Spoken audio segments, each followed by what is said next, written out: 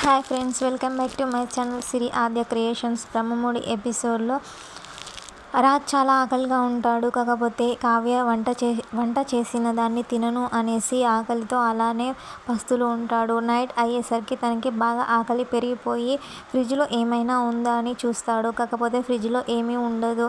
అలా వెతుకుతూ ఒక పాల ప్యాకెట్ తీసుకొని దాన్ని వేడి చేసుకొని తాగుతాడు. కావ్య పైన కోపంతోని కావ్య వెళ్తుంటే ఆపలేదని రాజు చాలా కోపంగా ఉంటాడు కావ్య పైన. అలా రాజ్ పాలు వేడి చేసుకోవడం చాలా కష్టపడుతూ ఉంటాడు. తర్వాయి భాగంలో ప్రకాశం రాజ్ దగ్గరికి వచ్చి ఏడుస్తూ ఉంటాడు. నాకు కళ్యాణ్ ముఖ్యంరా, వానికి నువ్వే ఎలాగైనా నచ్చజెప్పి తీసుకుని రా అనేసి చెప్తాడు ప్రకాశం. అప్పుడు ధాన్యలక్ష్మి ఇలా అంటుంది, ఇంట్లో వాణ్ణి తీసుకురావాలని ఆలోచన ఒక్కరికైనా ఉంటే కదా అనేసి అంటుంది ధాన్యలక్ష్మి. అప్పుడు రాజ్ ఇలా అంటాడు, పిన్ని నేను వెళ్ళి వాళ్ళిద్దరిని ఒప్పించి తీసుకొని వస్తాను అనేసి అంటాడు రాజ్.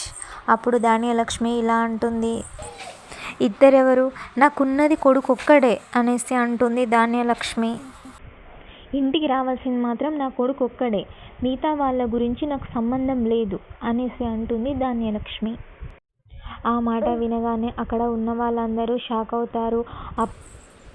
అపర్ణ, కావ్య, రాజ్, ప్రకాశం అక్కడ ఉన్న వాళ్ళందరూ ఆ మాట విని షాక్ అవుతారు. ప్లీజ్ నా ఛానల్ ఇప్పుడే కనుక చూస్తున్నట్లయితే లైక్, షేర్ అండ్ సబ్స్క్రైబ్ చేయడం మర్చిపోకండి.